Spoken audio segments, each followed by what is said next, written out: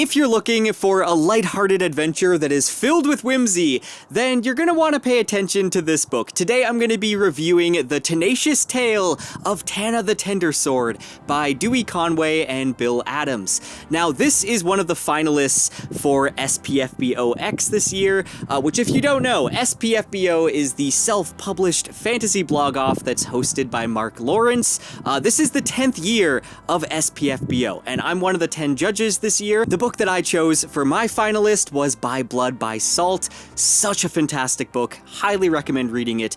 And now I'm going through all the other incredible books that the judges chose, and this is the one book out of the group that's a middle grade, and I haven't read any middle grade books for quite a while now, but this was an absolute delight. I had so much fun reading this. It was such a great palate cleanser in between all the other books. There's something timeless about a classic quest story, and this one really delivers with humor and charm and a world that is brimming with creativity. It also just has a lot of heart to it as well. And this is a middle grade book that I feel like can be enjoyed by adults as well, as long as you have an imagination. And if you like cartoons, I mean, this kind of feels like a Saturday morning cartoon. It feels like something that should be adapted, honestly. I would love to see a cartoon adaptation of this. The story follows young Galdefort Quilpen, a would-be chronicler or a chronicler in training who's hoping to document great heroic deeds. However, he's teamed up with Tanna the Tendersword, who's equal parts determined, endearing, and also oblivious. The young questers end up in the Dwimmerly Forest after a mysterious old woman offers Tanna a quest to follow a peg-legged rooster to help save a crying mushroom lost within a haunted forest. And Galdefort's fears become reality when a sorceress sends her fog monster and lizard henchmen after them. Side note, I love how chroniclers play such a big role in the lore of this world and its history.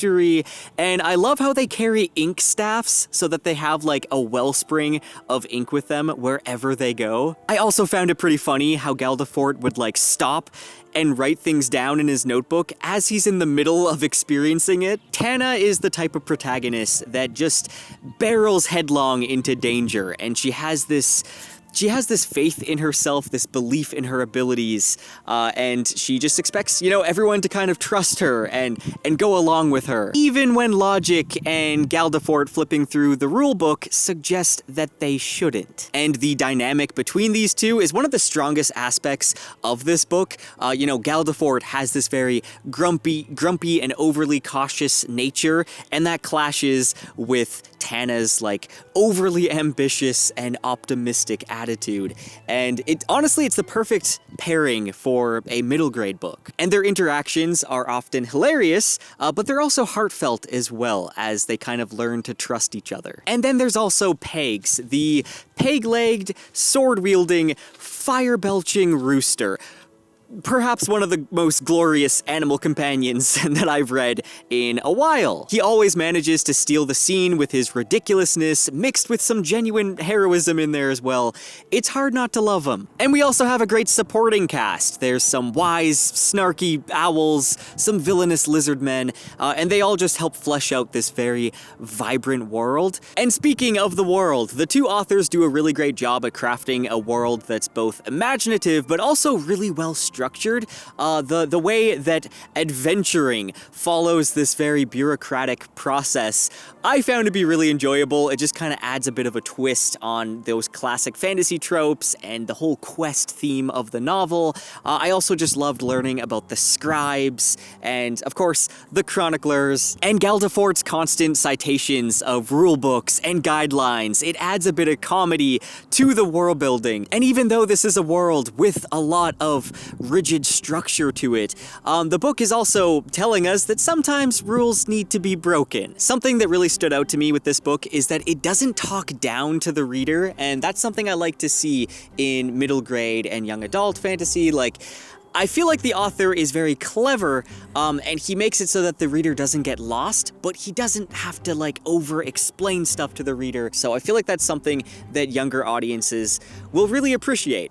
I also felt like overall the pacing was really well balanced. It had a lot of action and comedic moments, and then it had some more quieter moments for that character development. I would say the humor of the series is kind of a blend of slapstick comedy and situational comedy and wordplay as well. It's very clever with wordplay, and I feel like, I mean, humor is subjective, right? But I feel like in general it lands pretty well, and I can see younger audiences having so much fun with this book, but even as an adult, I still found it to be a lot of fun. I mean, I guess I would say there's a few moments where it just got a little too silly, or the humor didn't quite land for me.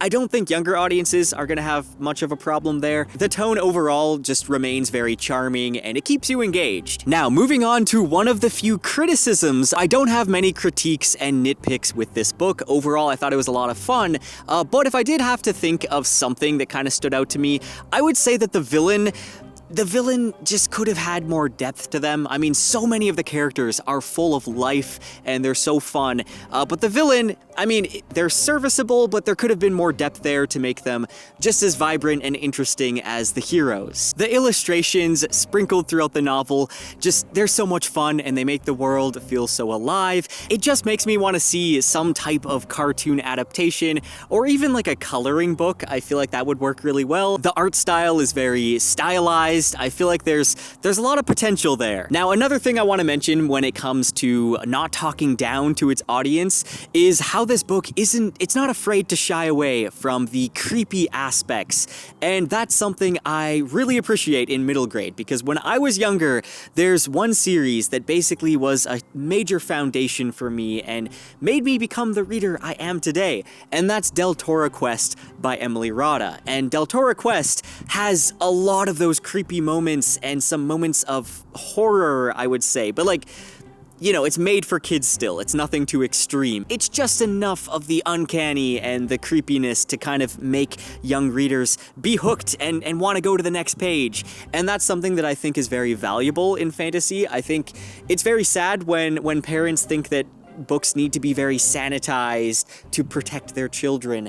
That's not gonna make them readers. That's not gonna make them lifelong readers if everything they read is super sanitized. And again, I'm not saying this is like overly scary or anything like that, but it just has enough of that mystery and creepy moments to keep readers engaged. Overall, the Tenacious Tale of Tanna the Tendersword is a wonderfully written, light-hearted fantasy adventure that never forgets the importance of heart. It understands what makes some of those classic fantasy tropes and the quest so enduring, while offering enough originality and humor to really make it stand out. Whether you're a middle grade reader or an adult looking for a nice, light-hearted, palate-cleansing adventure, then you should read this book. I would give this book a 7 out of 10. I'll have an affiliate link in the description if you want to check it out. Also, subscribe if you want to follow me on the quest to find the winner of SPFBOX. I'll be posting many more reviews soon.